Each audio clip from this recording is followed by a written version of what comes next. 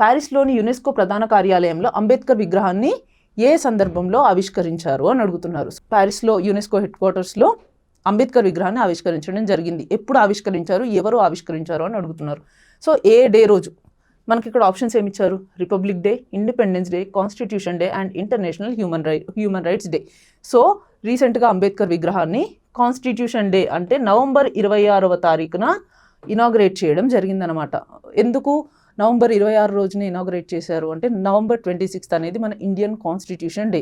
So Indian constitution day రోజు అంబేద్కర్ విగ్రహాన్ని అక్కడ ఆవిష్కరించారు. అంటే అంబేద్కర్ గారు మన కాన్స్టిట్యూషన్కి చేసిన కాంట్రిబ్యూషన్స్, ఆయన కాన్స్టిట్యూషన్ మేకింగ్లో ఆయన రోల్ని గుర్తించుకుంటూ ఈ ఇనాగ్రేషన్ చేయడం జరిగిందనమాట. ఎవరు ఇనాగ్రేట్ చేశారు దీన్ని అంటే విశాల్ శర్మ గారు ఇనాగ్రేట్ చేశారు. ఎవరు ఇతను అంటే ఈయన Indian ambassador and permanent representative to UNESCO India నుంచి. సో ఈయన చేతుల మీదుగా ఈ ఇనాగ్రేషన్ చేయడం జరిగిందనమాట. సో మనం ఇక్కడ చూడొచ్చు, doctor Babasaheb Ambedkar architect of the Indian constitution. So ఈయన డ్రాఫ్టింగ్ కమిటీకి చైర్మన్గా కూడా ఉన్నారు. సో ఈయన కాన్స్టిట్యూషన్ మేకింగ్లో చాలా కాంట్రిబ్యూట్ చేశారు.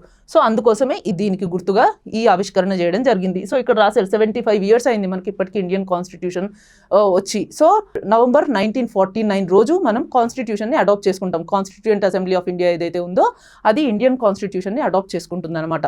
అండ్ 26 January 1950 రోజు అఫీషియల్గా ఈ కాన్స్టిట్యూషన్ ఎఫెక్ట్లోకి వస్తుంది.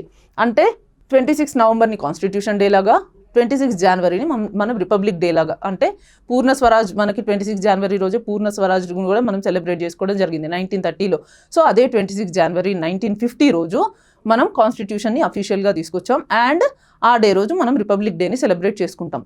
సో ఈ ఇయర్ మన కాన్స్టిట్యూషన్ డే థీమ్ ఏంటి అంటే హమారా స్వాభిమాన్, హమారా సంవిధాన్ హమారా స్వాభిమాన్. అంటే our constitution hour pride. Samvidhan అంటే కాన్స్టిట్యూషన్, స్వాభిమాన్ అంటే pride. Our constitution is our pride అనేది మనకి ఈ ఇయర్ థీమ్ అనమాట. సో ఈ ఇయర్ కాన్స్టిట్యూషన్ డే రోజు ఒక ల్యాండ్ మార్క్ ఇనిషియేటివ్ కూడా తీసుకురావడం జరిగింది. ఏంటి ఆ ఇనిషియేటివ్ అంటే ఇప్పటివరకు మనకి కాన్స్టిట్యూషన్ 2 భాషల్లో మాత్రమే ఉంది, హిందీ అండ్ ఇంగ్లీష్. సో రీజనల్గా ఎవరికైనా దాన్ని చదవాలన్నా హిందీ ఇంగ్లీష్ రాని వాళ్ళకి చాలా ఇబ్బందిగా ఉండేది. కానీ రీసెంట్గా ఏం చేశారు అంటే అది మిగతా 9 రీజనల్ లాంగ్వేజెస్లో కూడా డిజిటల్గా ఈ కాన్స్టిట్యూషన్ని రిలీజ్ చేయడం జరిగింది. ఏంటి ఆ రీజనల్ లాంగ్వేజెస్ అంటే Telugu, Malayalam and Odia south languages చూసుకున్నట్టయితే, అండ్ నార్త్లో చూసుకున్నట్టయితే Marathi, Punjabi and Kashmiri, and north east side వెళ్ళి చూసుకున్నట్టయితే అస్సామీస్, బోడో అండ్ నేపాలీ.